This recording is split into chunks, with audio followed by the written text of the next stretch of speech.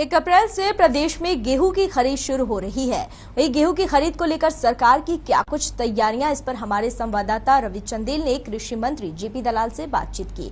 वहीं जेपी दलाल ने SYL मामले को लेकर कहा कि वह उम्मीद करते हैं कि अरविंद केजरीवाल हरियाणा के पुत्र हैं, वह हरियाणा के हिस्से का पानी पंजाब से हरियाणा को जरूर दिलवाएंगे। 1 अप्रैल से हरियाणा के अंदर गेहूं की खरीद शुरू होने जा रही है। इसी पर चर्चा करने के लिए हमारे साथ इस समय मौजूद हैं कृषि मंत्री जेपी दलाल। सर, क्या कुछ तैयारियां हैं? इस बार 1 तारीख से गेहूं की खरीद शुरू होने जा रही है, कितनी तैयार दिख रही है सरकार? नहीं, हर वर्ष की भांति जो प्रोक्योरमेंट करते हैं हम FCI के लिए, केंद्रीय फूल के लिए गेहूं की मंडियां चलाना है। हमने 400 से ज्यादा मंडियों को हमने नोटिफाई कर दिया है और 4-5 विभाग इसमें जो इन्वॉल्व होते हैं, ये है फूड एंड सप्लाई डिपार्टमेंट है, वेयर हाउसिंग कॉर्पोरेशन है, FED है, मंडी बोर्ड है, तो सबकी ड्यूटी लगा दी है। मंडियों की साफ सफाई व्यवस्था, उनके बारदाना, उनकी धुलाई की व्यवस्था, किसान भाइयों के लिए पानी या ठहरने की व्यवस्था, सब चीजें हमारी इन प्लेस हैं। हम उनके स्वागत के लिए तैयार हैं। वो अपनी फसल लेके आए और खुशी खुशी अपने घर जाएं, उनको सीधा पैसा उनके खाते में देंगे। तो अगर सरसों की बात करें तो सरसों को लेकर भी खासी तवज्जो जो है वो इस बार दी जा रही है। क्या कुछ रहेगा इस बार सरसों की परचेजिंग में? देखो, हमारे प्रधानमंत्री जी का ने जो दिया था लक्ष्य कि भाई इंपोर्ट की बजाय अपने स्वदेशी तेल जो है या ऑयल है वो पैदा करें, और उन्होंने MSP सरसों की पिछले 3-4 साल से बार बार बढ़ाते रहे और उसके परिणाम भी सुखद आए हैं। सरसों का एरिया बढ़ा है, किसान को भाव पहले बता देते हैं बोने से पहले कि ये MSP होगी। लेकिन इस बार तो ये सौभाग्य है, कृषि मंत्री के तौर पर मुझे बड़ी जबरदस्त खुशी है कि सरसों के भाव जो है ऑल टाइम हाई है। 6,000 से लेकर 8,000 रुपये क्विंटल तक सरसों बिक रही है, जबकि MSP 5,050 है। तो मुझे नहीं लगता कि MSP पे कोई सरकारी खरीद हो पाएगी। सब किसान ऊपर बेचेगा और किसान की खुशी में हमारी खुशी है। किसान के घर में सरसों ही नहीं, इस बार कपास का भाव भी जो है ऑल टाइम हाई है, 10,000 11,000 रुपये क्विंटल का।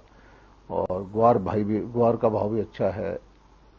इवन गेहूं का भाव है वो भी MSP से ऊपर बाजार में 200-300 रुपये ज्यादा चल रहा है। मुझे नहीं लगता कि इस बार जो हम 55-60 लाख मीट्रिक टन गेहूं जो खरीदते थे इस बार आएगा, क्योंकि किसान को भी लगता है कि उसका भाव जो है और अच्छा मिलेगा उसको। अगर बजट सत्र की बात करें, बजट सत्र के अंदर जो है मुख्यमंत्री मनोहर लाल खट्टर द्वारा स्पेशल गिरदावरी करने का जो ऐलान किया गया था, उसको लेकर ये कहां तक पहुंची है ये मुहिम, और कितने किसानों तक जो है ये उनके खातों तक जो है रकम पहुंचाई जा चुकी है? देखिए, पिछले फसल के दौरान कपास की फसल खराब हुई थी, बाजरा की, मूंग की, और तब हमने स्पेशल गिरदावरी के मुख्यमंत्री जी ने आदेश दिए थे, उसकी हो गई। और उन किसानों के 600 करोड़ रुपए से जिन्होंने बीमा नहीं करवा रखा था डिस्ट्रिक्ट में भेज दिया और ज्यादातर पैसा किसानों के खाते में चला भी गया है। और जो बीमा वाले किसान थे उनको बीमा की राशि 1,000 करोड़ रुपए से ज्यादा उनकी मिल गई है। 90% पैसा उनको डिस्ट्रीब्यूट भी हो गया है। और इस बार मुख्यमंत्री जी का मैं धन्यवाद अदा करता हूं कि उन्होंने स्वतः जो है 12,000 रुपए की राशि प्रति एकड़ देते थे खराबा की, उसको बढ़ा करके 15,000 कर दिया। और हरियाणा सरकार किसान हित में फैसले लेने में पीछे नहीं हटती।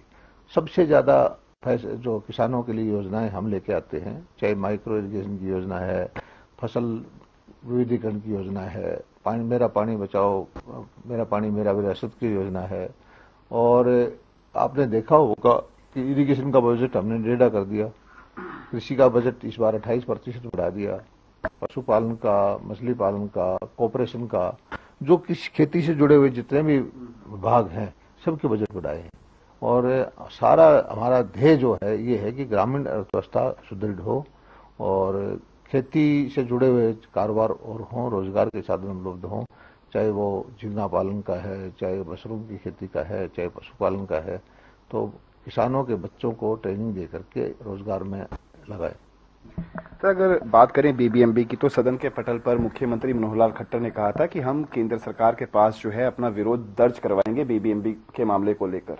किस तरीके से देखते हैं, आखिर कहां तक ये प्रोसेस रहेगी, कहां तक पहुंचेगा? भी एक हमारा उपक्रम है जो भाखड़ा ब्यास मैनेजमेंट बोर्ड है, जो भाखड़ा से जो बिजली बनती है, जो पानी निकालता है उसको कंट्रोल करता है।